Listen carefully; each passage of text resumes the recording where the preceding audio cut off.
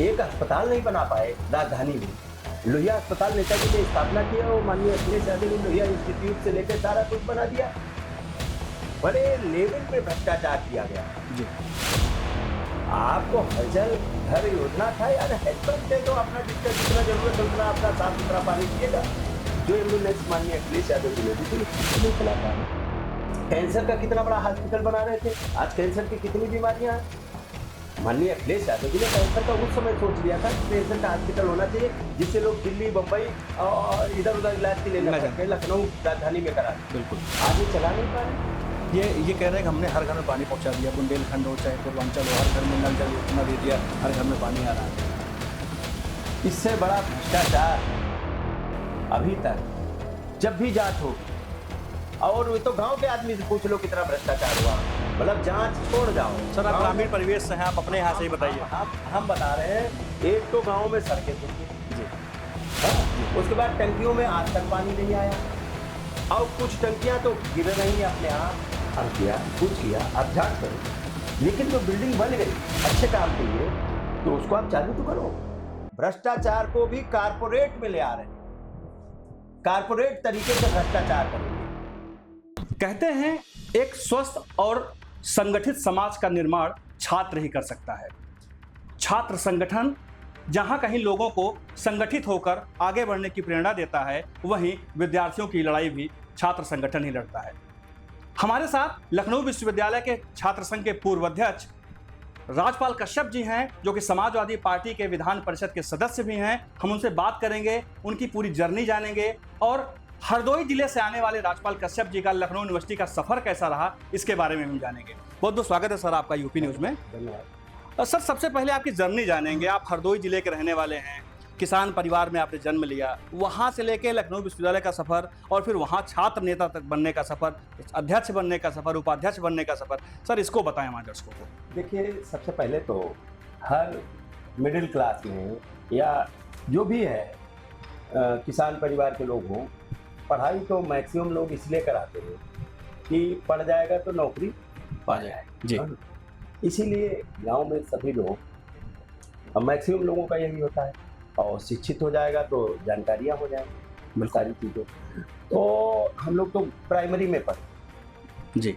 गांव मजरेता है हमारा जी। हरदोई जनपद में जी।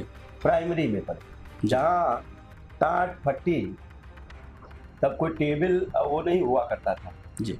और कभी कभी टाट फट्टी भी नहीं हुआ करती थी। हम लोग खाद की बोरी लेके जाते थे, जो खाद की बोरी होती है जी। वो झोले में डाल के ले जाते थे। हाँ? और लकड़ी की पाटी होती थी जी। और कांच की जो दवाई वाली शीशी होती थी, हाँ। उसको दाबात बनाते थे जी। हाँ जी। और जो लकड़ी जो सेटा होता है जी। उसकी कलम बनाते थे जी। हाँ, ब्लेड से हाँ। कलम बनाते थे और खड़िया ले आके घोर के हाँ, और कोयले से काला करते थे पाटी को हाँ, और उसके बाद में उस पे लिखते थे हाँ, और चिकना करना होता था तो उसको एक घास आती थी, घास रगड़ते थे उस पे और फिर उसको कांच की शीशी से वो करते थे। जिस दिन लिखना होता था, हाँ। राइटिंग अच्छी लिखनी होती थी तो उस दिन उसको घिस के चमकाते थे, फिर लिखते थे हाँ। तो हम लोग वहाँ से सीखे जी। और उसके बाद गांव में पढ़ाई किया, फिर शहर में। हम अपने माँ बाप को धन्यवाद देना चाहते हैं जी, आभार व्यक्त करता रहते हैं। वो अब नहीं है, लेकिन उन्होंने जो पढ़ाई पे जोर दिया हमारे पूरे परिवार पे, हम लोग 4 भाई बहन जी, सबको पढ़ाए जी। गांव से पढ़ाने के बाद में शहर में पढ़ाया। हम 4 भाई बहन थे, चारों भाई बहनों को पढ़ा। उस जमाने में लड़कियों को कम पढ़ाते थे लोग जी हाँ, लेकिन उन्होंने पढ़ाया जी हाँ जी। उसके बाद में हम लोग थोड़े दिन रिक्शे से गए, फिर साइकिल से अपने गांव से 8 किलोमीटर दूर था हरदोई आते थे जी। उसके बाद में हम लोगों ने इंटर तक वहाँ पढ़ाई की। उसके बाद में लखनऊ आ तैयारी करनी इंजीनियरिंग की। सर जिन दिनों की आप बात कर रहे हैं, उन दिनों में आमतौर पर किसान अपने बच्चों को पढ़ा नहीं पाते थे, फिर लेकिन आपके परिवार में, आपके माँ बाप के अंदर वो विज़न था कि हमको बच्चे को इंजीनियर बनाना है, आप इंजीनियर लखनऊ है। देखिए, हमारे माँ बाप में पिताजी और माताजी पढ़ी नहीं थी जी। लेकिन उन्हें पढ़ाई का मतलब पता था, जी। समझदारी थी। और पिताजी पढ़े थे, तो पिताजी को पता था, और पिताजी ने पूरा ताकत उस लखनऊ भी जब भेजा था, जी। लोन आज लोग लेते हैं पढ़ाई के लिए, जी। हमें लखनऊ भेजा था तो पैसे उतने नहीं थे, तो लोन लेके बैंक से कर्जा लेके भेजा था लखनऊ यूनिवर्सिटी पढ़ने के लिए। लखनऊ क्या यहाँ कोचिंग करने के लिए। ओके जी। अब उसके बाद में मैं लखनऊ यूनिवर्सिटी में कोचिंग करने के लिए कर्जा लेके, बैंक से लोन लेके, हाँ उस जमाने में। जी। अब तो लोग लेने लगे विदेश में पढ़ाने के लिए इधर उधर। तो लेकिन सर हरदोई से जब आप लखनऊ आए होंगे तो मन में क्या सपना था क्या कभी हमको छात्र राजनीति में उतरना है? ये तो कभी ये तो नहीं सोचा था, लेकिन बड़े बड़े लोगों का इंटरव्यू देखता था, बड़े बड़े लोगों को देखता था, ये कभी कभी मन में अंदर तो जरूर लगता था। या रेडियो था उस पर सुनता था, न्यूज़पेपर पढ़ता था, देखता था, तो ये तो लगता था कुछ न कुछ ऐसा बने जिससे लोगों की मदद कर सके, लोगों के बीच में इज्जत हो जी, लोगों के बीच में सम्मान से रह सके जी, और लोगों की मदद कर सके जी। ये तो जरूर इच्छा थी कि कुछ ऐसा बने जी। और उसके साथ साथ में हर माँ बाप की ख्वाहिश होती है इंजीनियर बन जाए, आईएएस बन जाए, डॉक्टर बन जाए, सब माँ बाप यही चाहते। कोई माँ बाप ये नहीं चाहता, लखनऊ कोई माँ बाप ये नहीं चाहता कि नेता बन जाए। हाँ, ठीक बात है, बिल्कुल सही बात है जी। लेकिन हम सौभाग्यशाली कि हम लोगों ने जब यहाँ लखनऊ आए जी, और थोड़ा सा सोचने समझने का, क्योंकि जब मैं हरदोई में भी था तो चौधरी चांदराम जी हरियाणा से आए थे चुनाव लड़ने जी, नेताजी गए वहाँ जीआईसी ग्राउंड पे, मैं आरआर का लेवल करता था, मैं साइकिल से गया था उनकी मीटिंग में, देवीलाल जी आए थे, मीटिंग में गया था। और मैं समाजवादी से तो जुड़ गया, वही कॉलेज लाइफ हुई 95, 94, 95 में, 93, 94 में जी जी, हाँ समाजवादी से, और तब से अब तक 30 साल ज़्यादा सफर हो गया समाजवादी में, और छोटे से पदाधिकारी भी रहा संगठन में जी। पद तो बाद में लिया मैंने, वहीं जिला लेवल का था जी, महासचिव जिले का डिवीजन सभा जी, वो मैं रहा। और साथ साथ में जब मैं यहाँ तैयारी करने आया इंजीनियरिंग की, और इंजीनियरिंग की तैयारी किया, कोचिंग किया, वहाँ के निकालों में सिलेक्शन नहीं हुआ, और हमारे साथ में रूप पार्टनर थे उनका हो गया जी सिलेक्शन हो। फिर मैंने यूनिवर्सिटी में दाखिला ले लिया, लखनऊ यूनिवर्सिटी ग्रेजुएशन करने के लिए, लखनऊ यूनिवर्सिटी में दाखिला ले लिया। तो लखनऊ यूनिवर्सिटी में सबसे संपर्क हुआ, लोगों से मिलना जुलना। सर उस दौर के कुछ साथी जिनको मिलने के बाद आपके अंदर प्रेरणा आई कि नहीं हमको भी छात्र राजनीति करना है? देखिए कोई साथी वो रवि सिंह थे जी, जो हरदोई में रहे, उनके पिताजी पोस्टिंग रहे तो हरदोई के गिने जाते थे, रहने वाले मूलतः बिजनौर के थे। ओके, तो उनसे संपर्क हुआ। तो वो छात्र राजनीति में थे यहाँ पे? वो छात्र राजनीति जी, वो छात्र राजनीति में थे। और मैं कुछ दिन मान लो हबीबुल्ला हॉस्टल में भी जाता था जी, डालीगंज में कमरे में रहता था जी, हबीबुल्ला भी जाता था, फिर सुभाष हॉस्टल में रविलाल साहब से संपर्क हुआ जी। वहाँ तो सब थे ही छात्र नेता, हमारे हरदोई के बीरू भाई भी थे। अच्छा, अनिल सिंह बीरू भी थे जी। हाँ, तो वहाँ भी जाना आना रहता था। और रवि सिंह जी के साथ में मैं रहा, तो फिर मैं लड़ता नहीं था चुनाव, लेकिन लड़ाता था। हाँ, उनके चुनाव में मदद करता था, देखता था जी, और वो भी पूरा भरोसा हमसे करते जी, भाई की तरीके से मानते थे जी। तो उनके साथ में और लोगों की मदद करने की मेरी एक वो बन गई थी। और ये स्वभाव में होता है, कोई आ गया हरदोई से आ गया या कोई स्टूडेंट आ गया, उसका कोई मदद करना है, कहीं जाना फीस जमा कराना है, कहीं एडमिट कार्ड दिलाना है, कहीं हॉस्टल दिलाना है जी, तो ये सब काम मैं शुरू से करता था। वहाँ जब आ गए तो शुरू कर दिया आपने यूनिवर्सिटी में? हाँ, जी। कोई इस उद्देश्य से नहीं चालू किया था कि छात्र राजनीति करना है छात्र राजनीति। मैंने तो टूरिज्म मैनेजमेंट किया। हाँ, हाँ, हाँ। और उस समय तक तो ऐसा नहीं था। और फिर हम लोग तो लोगों की मदद करते करते साथ में एक टीम बनी। हाँ, बहुत अच्छी जी, सभी जाति वर्ग धर्मों के लोग और सारे लोग हम लोगों की टीम थी। और उसके बाद में एक दौर ऐसा आया जी, जब इन सब लोगों का निष्कासन हो गया। रवि सिंह जी तो एक बार ऐसा हुआ कि वो तो जेल के अंदर से लड़े क्योंकि जेल क्यों गए थे सर? जेल इसलिए गए थे, ऐसा था चुनाव के दरमियान जी। LBS हॉस्टल था, उस पे बम चल गया तो कुछ लोगों घायल हो गए, जिनको इलाज है तो वो KGMU गए थे जी, और बहुत से छात्र नेता गए थे जी। तो वहाँ कुछ जो है डॉक्टर लापरवाही बरत रहे थे, स्टूडेंट घायल इलाज करने में।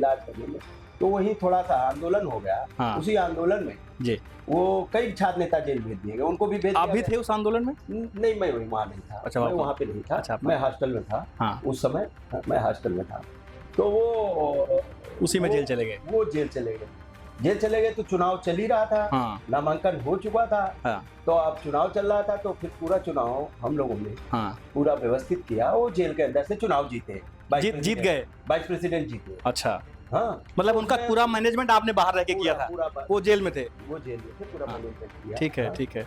और वो जीतने के बाद में फिर तो मान लो हम लोग रहना साथ हुआ, फिर पढ़ाई भी चलती रही। हाँ। और साथ साथ में पॉलिटिक्स भी चलता रहा। पॉलिटिक्स से मतलब चुनाव नहीं लड़ते थे।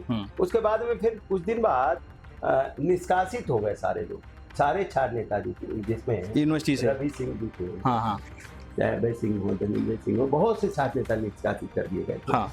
उसके बाद में फिर थोड़े दिन बाद चुनाव हुआ तो फिर कोई लड़ने वाला उस तरीके नहीं था। तो अब मैं तो तैयारी करता था, फिर मैं सिविल की तैयारी करने लगा। हाँ। मैं सिविल की तैयारी करने लगा जी। हाँ। मैंने मतलब सपना था IAS बनना है? हाँ, सपना था IAS बनना जी। तो फिर उसमें लग गए। हाँ। फिर उसके बाद में तैयारी करने लगे। तैयारी करते करते हम लोग नायब तहसीलदार निकाले भी। हाँ। अच्छा। लेकिन फाइनल में रह गया। हाँ। हाँ।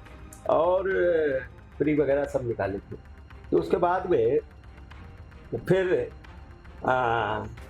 99 में चुनाव हुआ तो कुछ छात्र हमारे सुभाष हॉस्टल में बहुत सब पढ़ने वाले लोग रहते थे। आज कई कलेक्टर है, जज है, कप्तान है, DSP है, हर विभाग में है।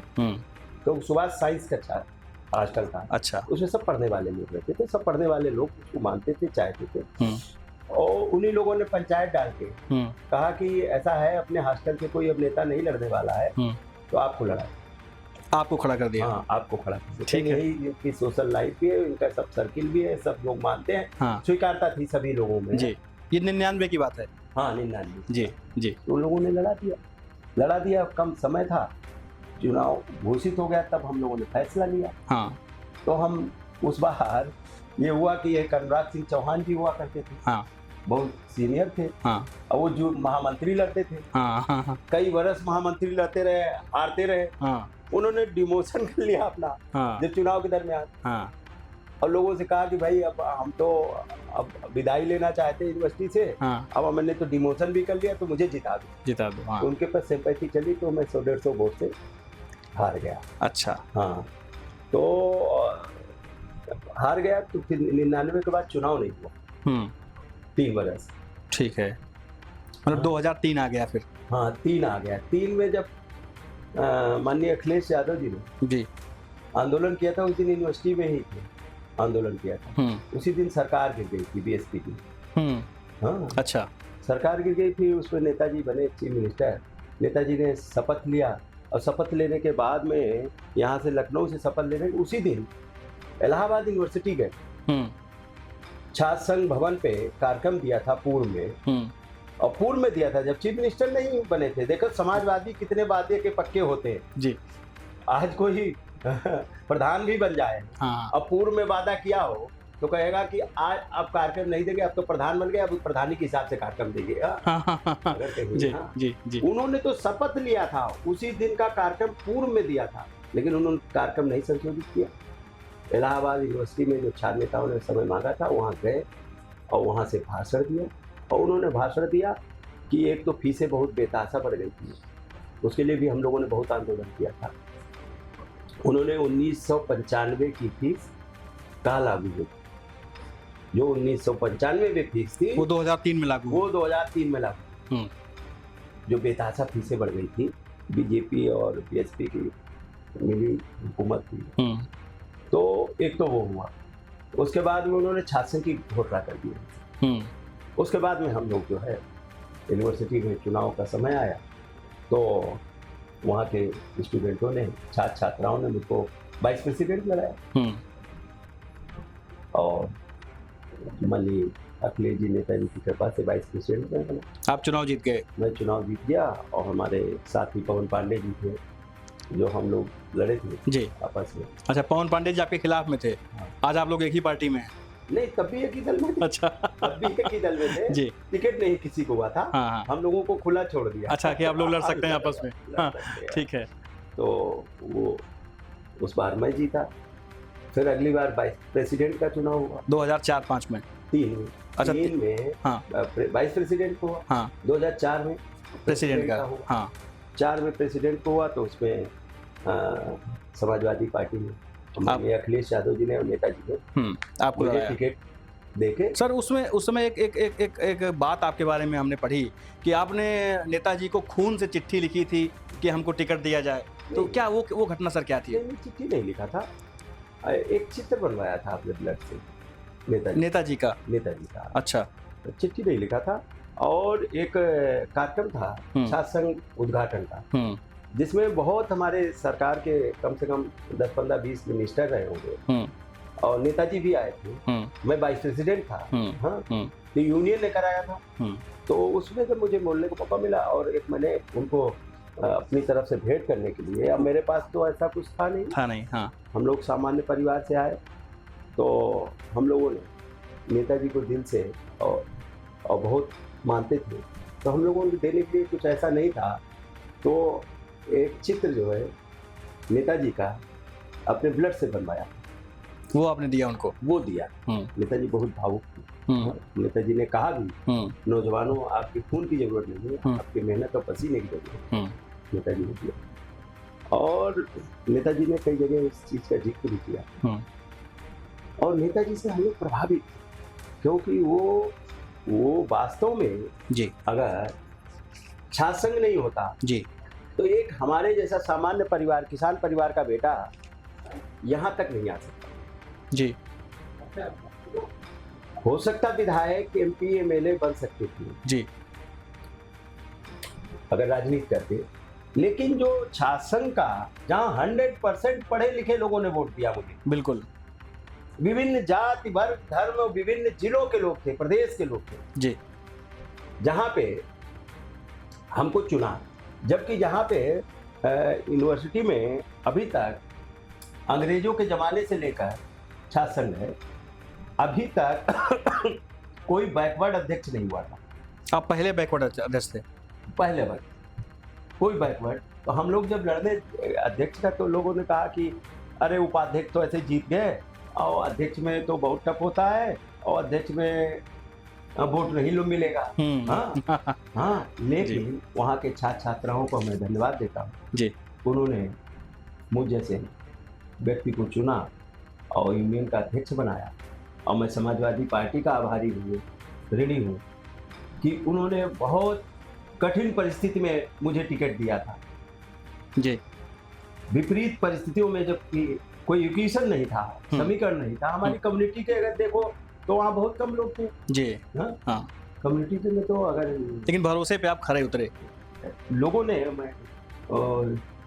मैं तो उतरा, लेकिन हमारे जो समर्थक थे वो लोग खड़े उतरे और वहाँ के छात्र छात्राओं ने, जो माननीय नेताजी ने अपने जिले टिकट दिया, उस पर भरोसा करके मुझे जिताया। सर, आपके समय के कुछ छात्रों से हमारी बात हुई जब आप अध्यक्ष थे उस टाइम के, तो उन्होंने कहा कि यूनिवर्सिटी में लड़कियों ने सबसे ज़्यादा सपोर्ट किया था उनका। कोई ऐसी इमोशनल चीज़, ऐसे कुछ ऐसी बातें हो गई थी कि लड़कियों ने एकदम झूम के वोट दिया था कि उनको ही अध्यक्ष बनाना है?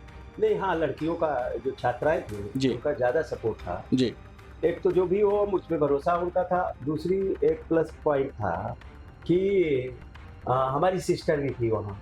अच्छा, यूनिवर्सिटी में वो भी पढ़ाई कर रही थी, हॉस्टल में रहती थी, तो उसकी वजह से भी बहुत कुछ लोग, मतलब बहुत लोगों ने उसकी वजह से भी जुड़ा हो गया। और हमने लोगों ने कोशिश की, कभी इमेज पे दाग धब्बा नहीं आने दिया।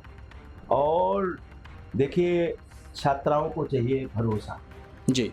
हाँ जी। हम, मैं यूनियन का अध्यक्ष था तो छात्राएं यूनियन तक आती थी, यूनियन में आती थी, कोई समस्या बतानी होती थी यूनियन में आती थी। तो ये लोगों का भरोसा था और लोगों ने दिया, मैं उनका धन्यवाद देता हूँ कि हाँ, इसमें तो कोई दो राय नहीं। सर, जब आप अध्यक्ष हुए थे तो आपके खिलाफ में कौन चुनाव लड़े थे? हमारे खिलाफ तो बजरंगी सिंह बच्चू जी। उनसे आपका कोई विवाद भी हुआ था कैलाश हॉस्टल में या कहीं कुछ हाँ, विवाद, चुनाव के दिन? हाँ, विवाद हुआ था जी। वोटिंग के दरमियान। हाँ, हाँ। अब वो मैं भी हॉस्टल में था, वो भी आ गए। हाँ? जी। तो उन्हें लगा होगा कि कोई फर्जी वोटिंग हो रही है। जी। हाँ, जी। या उन्हें लग रहा था कि तो वही वहीं पे हुआ था, वहाँ पे लाठीचार्ज भी हुआ। अच्छा, दोनों पक्षों में विवाद हुआ? हाँ, विवाद हुआ था। और वो भी टिकट चाहते थे, टिकट उनका नहीं हो पाया था।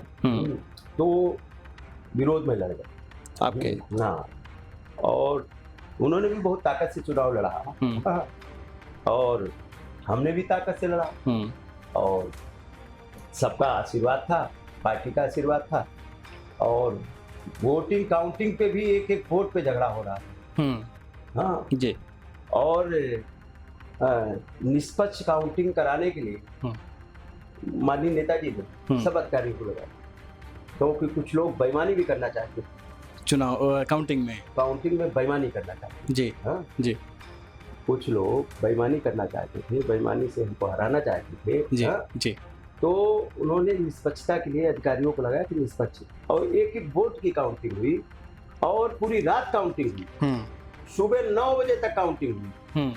9 बजे निर्णय आया कि आप चुनाव जीते। हाँ। कितने वोटों जीते थे आप? वही 350-400 वोट आप चुनाव जीत गए थे। हाँ। और चुनाव जीते और मैंने पूरा कार्यकाल अपने पूरा काम कराया, लोगों के अंदर विश्वास, और जिस विश्वास भरोसे के साथ वो लोगों ने वोट दिया था, कहीं किसी छात्र नेता और छात्र संघ की छवि कहीं धूमिल होने नहीं दी। विश्वास बढ़ाने का काम किया। छात्र संघ की कुर्सी पे लोग बैठने के बाद में नाना प्रकार के आरोप लगते थे, नाना प्रकार की शहर में वसूली से लेकर मैंने प्रेस करके कहा था जी कि हाँ, अगर कोई भी किसी प्रकार का कोई धमकी देता है, किसी प्रकार की कोई वसूली करता है, तो हमारा ये मोबाइल नंबर इस पे आप बताएंगे। मैंने कहा किसी प्रकार का, क्योंकि अगर छवि खराब हो जाएगी स्टूडेंट लीडर की, यूनियन की छवि खराब हो जाएगी तो लोग आरोप लगाएंगे। तो और यूनियन तो इसलिए थी कि भाई किसी भी छात्र के साथ में अन्याय न होने पाए, छात्रा के साथ में अन्याय न होने पाए, उनका शोषण न होने पाए, उनकी फीसें न बढ़ा न पाए। तो ये सब चीजें हम लोगों ने। सर, एक सवाल है आपसे। मुलायम सिंह यादव जी नेताजी के ज़माने में आप राजनीति में आए, मतलब उन्होंने आपको स्थापित किया, आप कह सकते हैं, राजनीति में, और अभी आप अखिलेश यादव जी के साथ राजनीति कर रहे हैं, राष्ट्रीय अध्यक्ष आपकी पार्टी के। तो अखिलेश यादव और मुलायम सिंह यादव में आपको क्या अंतर दिखता है, राजनीतिक या कुछ, क्या आपको लगता है अगर आपको आपसे पूछा जाए? अपने दौर में मुलायम सिंह जी का कोई मुकाबला नहीं था, और आज के दौर में अखिलेश यादव का कोई मुकाबला नहीं है। नेताजी से आगे बढ़ के उनके बेटे ने काम किया है, हर चीज को समझा है जी। और नेताजी राष्ट्रीय अध्यक्ष जी भी ऐसा नहीं, उस जमाने में भी पॉलिटिक्स में आ गए थे। अच्छा। सांसद हो गए थे जी। जी। सांसद हो गए थे जी। और वो पहले से देख रहे थे सारी चीजें। लेकिन जितना नेताजी के परिवार में अनुशासन और संस्कार जो दिए नेताजी ने, संस्कार और जिस तरीके का प्रशिक्षण और जिस तरीके का, अब ये तो गॉड गिफ्टेड हो सकता है, नेताजी में गॉड गिफ्टेड चीजें थी, जिसपे हाथ रख दिया तो फिर वो नेताजी का हो लिया। जी। हाँ? जी, बिल्कुल। और वही स्टाइल अखिलेश जी में। और अब तो आज जमीन आसमान का अंतर है। पहले तो कम नेता हुआ करते थे, अब तो एक एक जिले में हजारों नेता, लेकिन हजारों नेताओं को टैकल करते हैं। आज किसी भी दल में, मैं किसी भी दल की बात कर रहा हूं, और उत्तर प्रदेश के नहीं, भारत के किसी भी दल की बात कर रहा हूं, जितनी पहचान अखिलेश जी रखते हैं, कार्यकर्ताओं, नेताओं और सब चीजें, जानकारी और लोगों के बारे में जानकारी, और लोग उनको जानते हैं, वो उनको जानते हैं। बड़ी बात उनको लोग जानते हैं ये नहीं है, वो कितने लोगों को पहचानते हैं ये बड़ी बात है जी। आज भी वो जिस जिले में खड़े हो जाते हैं, हजारों लोगों का नाम बता देते हैं, हजारों लोगों को, कार्यकर्ताओं को नाम लेते हुए, वो चीफ मिनिस्टर रहते हुए सड़क पे काम कर देते थे जी। वो गाड़ी में देख लेते थे कौन लड़का खड़ा है, इसने क्या मैसेज किया है, इसका क्या काम होना है, जाके मुख्यमंत्री ऑफिस में काम हो जाता था उसका। आज तो लोग आप मुख्यमंत्री ऑफिस जाते नहीं काम होता। अखिलेश जी एक ऐसे नेता थे, देख लेते थे, समझ जाते थे इसकी क्या पीड़ा है। नेताजी समझ जाते थे इसका क्या कष्ट है। ये सड़क पे या हमारे पार्टी दफ्तर के बाहर खड़ा है, अगर देख लिया, कल ही मैं देख रहा था सोशल मीडिया पे, पार्टी के बाहर एक कोई कार्यकर्ता जिसके पैर में कुछ चोट लगी थी और वो निकलते हुए देखा उन्होंने गाड़ी रुकवा तुरंत उसकी व्यवस्था करवाई। जी, ये देखिए, ये मानवीय और राष्ट्रीय अध्यक्ष जो अखिलेश जी हैं, ये तो मैं गॉड गिफ्टेड ही समझ सकता हूँ, कोई सीख के नहीं, ये भगवान की पता नहीं कौन सी कृपा है। उनको जमीन की भी जानकारी, आसमान की भी जानकारी, कार्यकर्ताओं की भी जानकारी, सारी चीजों की जानकारी। और जो उनकी योजनाएं, उनमें कभी आप किसी भी एक योजना का आप अध्ययन करिए, उसके पीछे जाइएगा क्या रीजन था। जो भी उनके डेवलपमेंट हैं, जो भी उनकी विकास की योजनाएं हैं, वर्ल्ड क्लास, वर्ल्ड क्लास। आप लखनऊ में दूर मत जाइए, लखनऊ में आपके बगल में लोहिया पार्क है, माननीय नेताजी आज वाकई में लोहिया पार्क नहीं होता तो पता नहीं कितने लोगों को जीवन दान दिया। और इसमें जो पेड़ लगे हैं, उन पेड़ों का अलग अलग महत्व तो है जी। पार्क तो कोई बनवा सकता है, लेकिन इसका भविष्य में क्या लाभ होगा, ये सब चीजें ये सोच के बनवाया गया था। Janeshwar Mishra park, river front है आपका, JPNIC। सर, रिवर फ्रंट पे तो भाजपा आरोप लगाती रहती है कि इसमें ये हो गया, अनियमितता हुई, घोटाला हुआ, ये आरोप लगता रहता है रिवर फ्रंट को लेकर के। JPNIC पे, रिवर फ्रंट पे भाजपा तमाम आरोप लगाती रहती है। खिसियानी बिल्ली खम्मा नोचे नहीं बात होती है। इनमें किसी भी नेताओं में इतनी कुव्वत नहीं है कि JPNIC जैसी बिल्डिंग बना सके या JPNIC को ही खोल दे। इनकी किसी की हैसियत नहीं है कि जो वर्ल्ड क्लास रिवर फ्रंट बनाया था उस पर फव्वारे चला देते जो माननीय अखिलेश यादव। यहाँ जो वर्ल्ड क्लास उनकी सोच है कि आप कह रहे गंगा साफ हो जाएगी। गंगा कैसे साफ हो जाएगी जब नदियां साफ नहीं होगी जो गंगा में मिल रही है। नदियां नहीं साफ होगी। अखिलेश जी कहते थे कि नदियां जब साफ होगी तो गंगा साफ हो जाएगी। आप ये सीवर और ये सब नदियों में जा रहा, इसका ट्रीटमेंट प्लांट से लेकर सारी चीजें व्यवस्था कर रही। तो आज भी कितनी खूबसूरत नदी बनाने का काम किया। अगर सारा काम आप आरोप लगाने को लगा सकते हैं, आप क्यों नहीं, जो फव्वारे यहाँ से क्यों गायब हो गए, कहाँ चले गए? आप लगाते तो आप जितनी लाइटिंग और जितने फव्वारे वहां लगाए गए थे, जैसे चालू हुआ था, कितने लोग सेल्फी लेते थे। ये वर्ल्ड क्लास नदी बन रही थी। JPNIC खड़ा, आरोप तो लगा रहे। अरे हमने कोई गलत काम किया, कुछ किया, आप जांच करो। लेकिन जो बिल्डिंग बन गई अच्छे काम के लिए तो उसको आप चालू तो करो। कैंसर का कितना बड़ा हॉस्पिटल बना रहे थे, आज कैंसर की कितनी बीमारियां हैं। माननीय अखिलेश यादव जी ने कैंसर का उस समय सोच लिया था कि कैंसर का हॉस्पिटल होना चाहिए जिससे लोग दिल्ली, बम्बई और इधर उधर इलाज के लिए न जाके लखनऊ राजधानी में करा। बिल्कुल। आज ये चला नहीं पा रहे, एक अस्पताल नहीं बना पाए राजधानी में।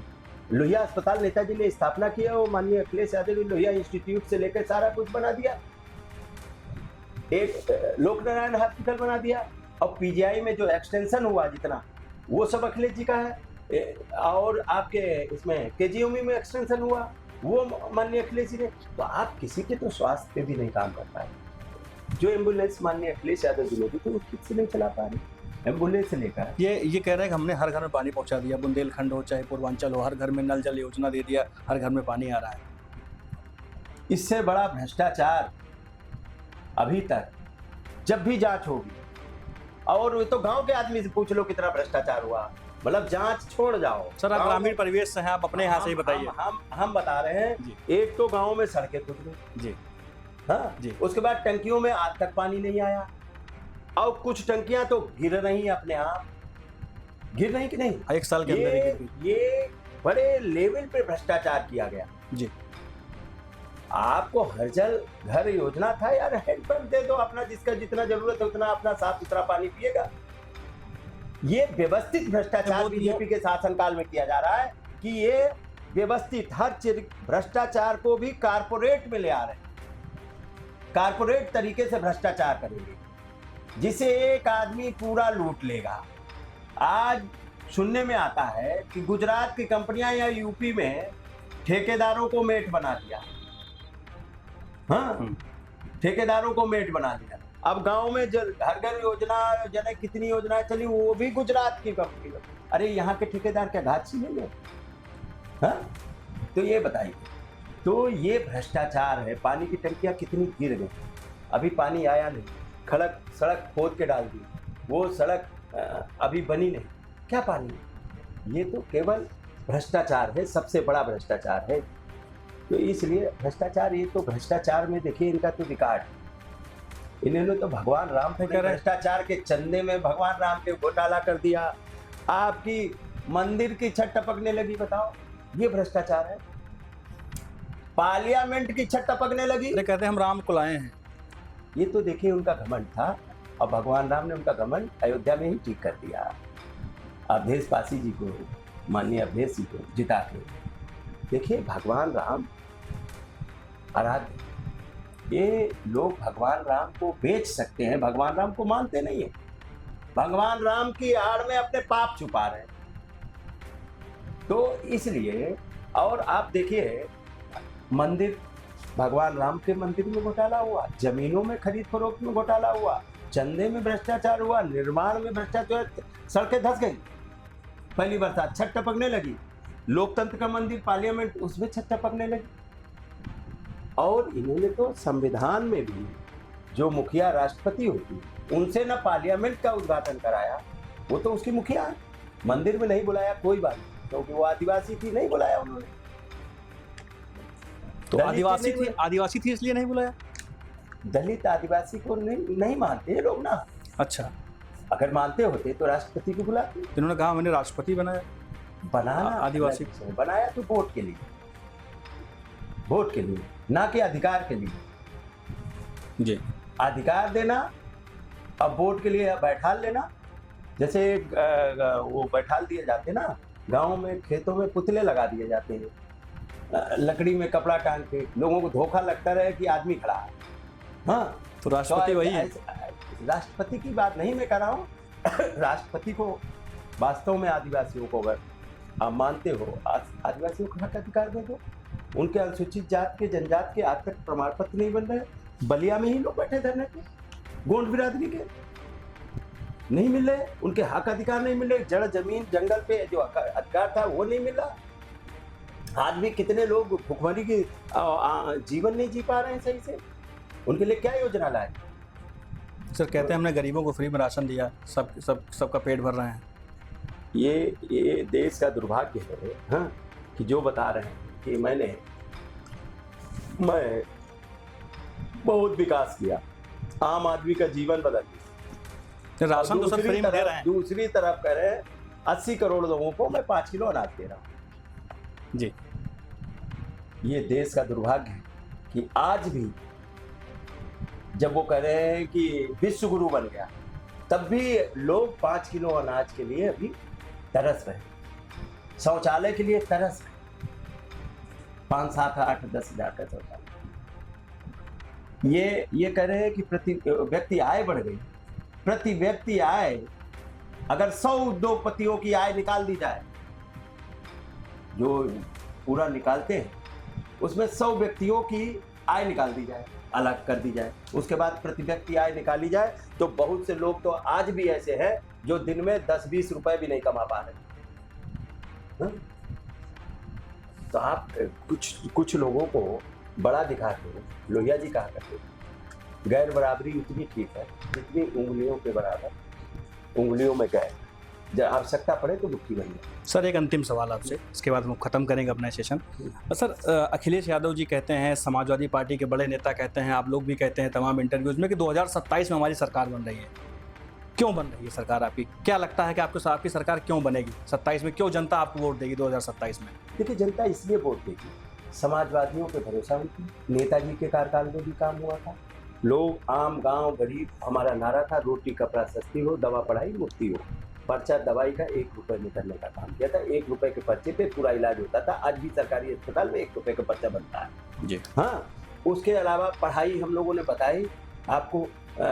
नेताजी ने उस जमाने में 1995 की फीस विश्वविद्यालयों में लागू कर दी। हाँ, उसके अलावा महंगाई इतनी चरम सीमा पे। दूसरी बात डेवलपमेंट जो नेताजी ने, अखिलेश जी ने किया, अखिलेश जी ने जो डेवलपमेंट किया, जो विजन दिखाया उत्तर प्रदेश को, और उत्तर प्रदेश ने देश को दिखाया, चाहे एक्सप्रेस वे हो, जो एक्सप्रेस वे माननीय अखिलेश यादव जी ने लखनऊ आगरा एक्सप्रेस वे बनाया, उसकी नकल सेंट्रल भी आज कर रहा है। और जितने एक्सप्रेस वे, चाहे बुंदेलखंड पूर्वांचल एक्सप्रेस वे हो, वो माननीय अखिलेश बुंदेलखंड इन्होंने बनाया, तो आप कभी चले जाना तो हाजमा गड़बड़ हो जाएगा। हाँ, एक्सप्रेस वे के धोखे में स्पीड अगर ले ली तो हाजमा गड़बड़ या गाड़ी पलट के बाहर चली जाएगी। हाँ, तो ये हालत है। मेट्रो आप बताइए, एक खंभा भी बढ़ा पाए, एक जिले में भी बढ़ा पाए? प्रधानमंत्री जी या मुख्यमंत्री जी हो सकता है कानपुर में उद्घाटन कराए, हाँ, लेकिन वो भी माननीय अखिलेश यादव जी की बनाई हुई है मेट्रो। और जब ये गोरखपुर और बनारस में चला देंगे तब हम जानेंगे।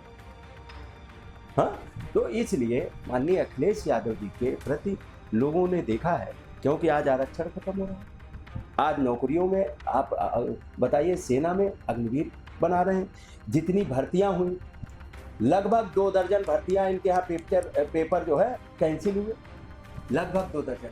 हाँ, और उसके साथ साथ में एक भी भर्ती नहीं करा पाए। आज पढ़ा लिखा नौजवान, चाहे जिस भी रात्रि का हो, पढ़ा लिखा नौजवान अपमानित हो रहा है, 10, 12, 15 हजार की प्राइवेट में नौकरी करने को मजबूर हो रहा है। सचिवालय में लोग नौकरी 15,000 करे, वही सचिवालय में जो परमानेंट वाला लाख 1.5 लाख पा रहा है, और वो 15,000 पे नौकरी, 15,000 में इस लखनऊ शहर में 2 बच्चों को पढ़ा के नहीं रह सकता। आप CMS LPS में पढ़ाइए, आपको 10,000 तो फीस है, 2 बच्चों की तो 20,000 फीस हो गई, क्या पढ़ाओगे, क्या खाओगे, क्या? ये बिना परिवार वाले लोग नहीं समझ सकते। ये परिवार का दुख दर्द है, ये परिवार वाले लोग ही समझ सकते हैं।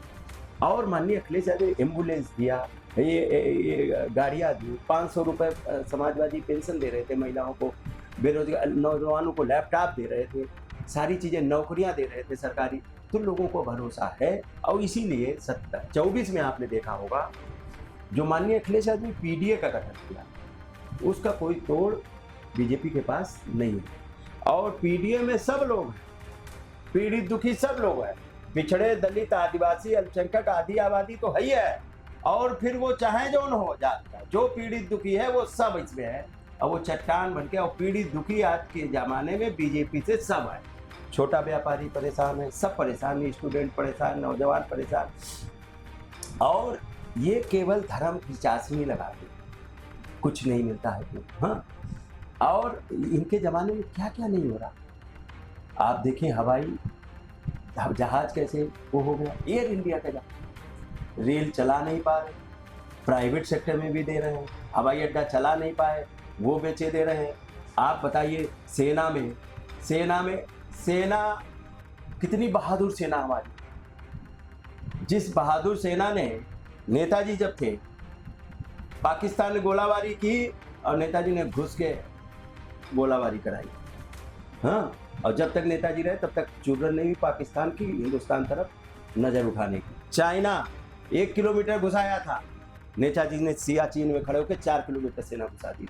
ये बहादुर सेना को विश्वास नहीं, और सेना के हौसले बढ़ाए। ये नहीं तो पहले टोपी आती थी, नेताजी ने ये किया कि आज जो है उनका पार्थिव शरीर आता है, और राजकीय सम्मान के साथ में उनका DM और SP और मिनिस्टर जाके सलामी करते। तो ये नेताजी ने काम करके दिखाया, अखिलेश जी ने काम करके दिखाया। धरातल पे काम, आम आदमी तक पैसा पहुंचता था, आज तो चंद उद्योगपतियों तक पैसा पहुंच रहा। चंद उद्योगपति पूरा खोखला किए दे रहे हैं। थोड़े दिन बाद तो सब्जियों नहीं बेच पाएगा ठेला वाला, राशनों नहीं बेच पाएगा। और ये स्वदेशी चिल्लाते थे, सब विदेशी कंपनियां ही सब अटैक कर रही हैं, सब माल कमा के जा रही। तो ये कहीं न कहीं ये बीजेपी का जो मंशा है कि लोगों को और गरीब बनाओ, लाचार बनाओ, अशिक्षित बनाओ, शिक्षा के प्रति मोह भंग करो, जिससे लोगों को लगे कि पढ़ने लिखने से क्या फ़ायदा होगा, नौकरी मिली नहीं। 25 साल तक माँ बाप पढ़ाए, उसके बाद नौकरी मिली नहीं, फिर उसके बाद बेरोजगार हूँ मैं। तो ये लाचार बना दो, 5 किलो अनाज इनको देते रहो, शासन करते रहो। लेकिन जनता समझदार है, अब इनके झांसे में आने वाली नहीं है। आप देख लेना, 2027 में पूर्ण और प्रचंड बहुमत के साथ में उत्तर प्रदेश की जनता माननीय अखिलेश यादव जी को चीफ मिनिस्टर बनाएगी। उनसे जैसा शानदार, सरल स्वभाव, समझदार, पढ़ा लिखा, विद्वान, काबिल नेता उत्तर प्रदेश और देश में नहीं। ठीक है सर, बहुत बहुत धन्यवाद। हमसे है सियासत में आज हमारे साथ समाजवादी पार्टी के विधान परिषद सदस्य राजपाल कश्यप जी थे, जिन्होंने अपने छात्र जीवन, छात्र राजनीति से लेकर वर्तमान राजनीति तक तमाम बातें हमसे शेयर की। प्रदेश अध्यक्ष भी है पिछड़ा वर्ग प्रकोष्ठ। आप पिछड़ा वर्ग के प्रदेश अध्यक्ष भी हैं। तो हम फिर मिलेंगे इस नए सियासतदान, नई राजनीति और नई चर्चाओं के साथ। तब तक के लिए दीजिए हमें इजाजत। नमस्कार।